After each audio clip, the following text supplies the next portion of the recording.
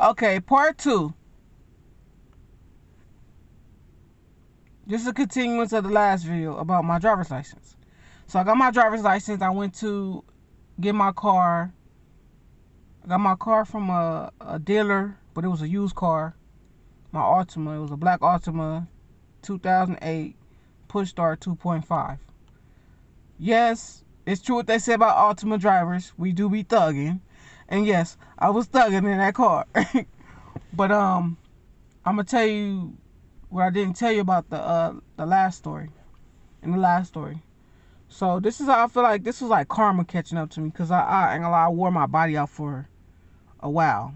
Like I said, I was making bad eating habits, drinking liquor all the time. I was making bad decisions in my life.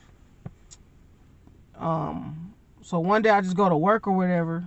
I'm working in I think I was working in Carson. And you know, usually I know what my body feel like, but this time I'm just thinking my body's hungover and I'm dehydrated. Well, the first 2 days I just let the pain pass, but the pain got so severe the third day. When I finally went to the ER, they was like, luckily you came today, because if you didn't come, you would have died.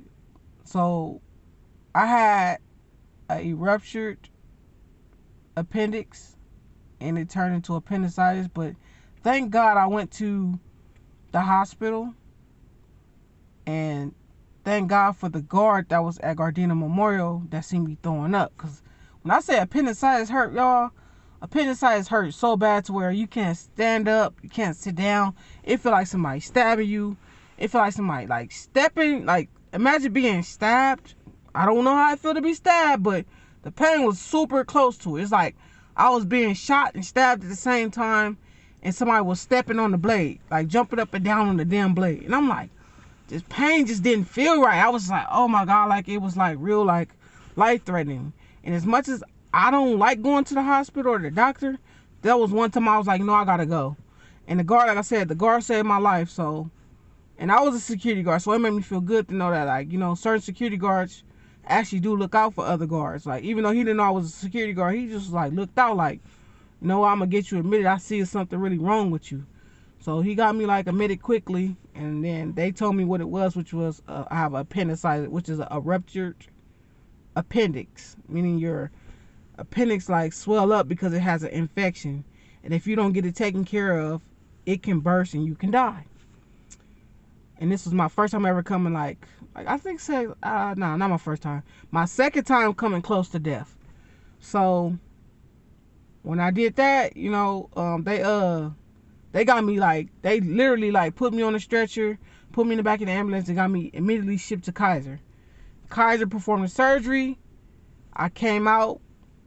They performed the overnight surgery, and they removed the appendicitis, or should I say the ruptured appendix. And my bounce back game took me 3 days to bounce back, but I was good. You know, I felt good.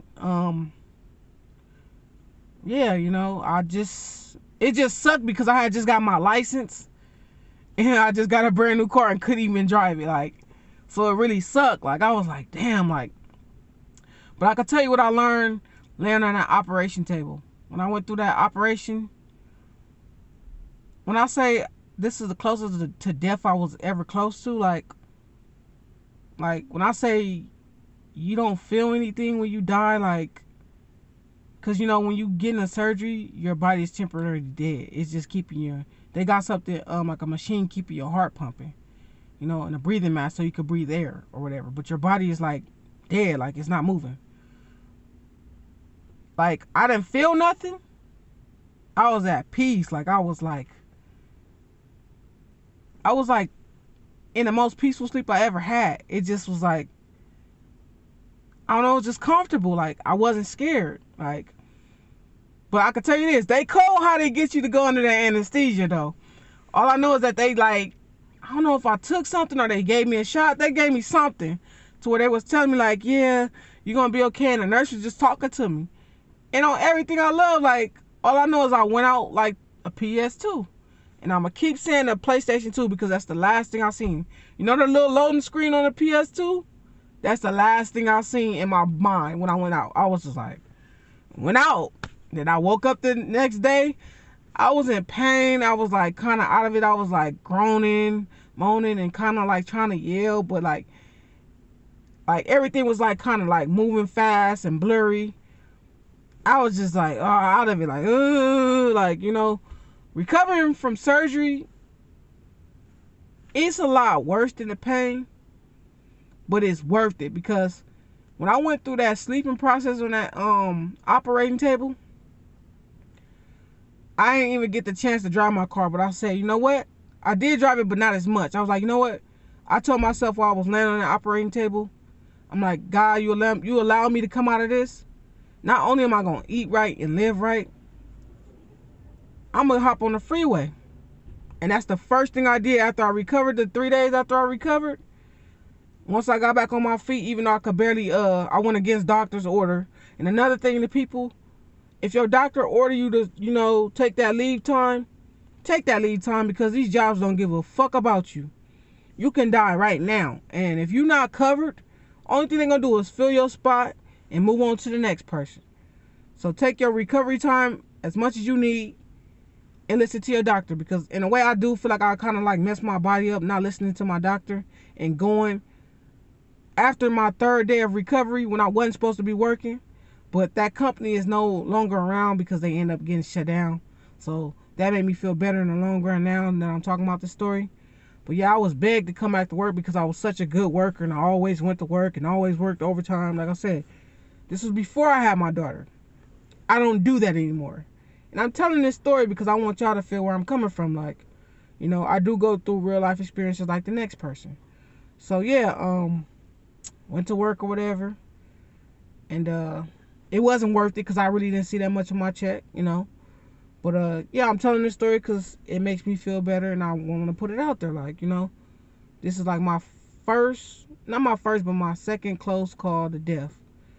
And it really, to be honest, it helped me to overcome the fear of death, because people don't know, like, death is just eternal rest. That's all it is. Your body getting eternal rest. And you no longer here. That's it. You feel me? So, yeah, that's the time I had surgery on my body. Please like, comment, and share on this video. And I'm going to drop another one as soon as you get it to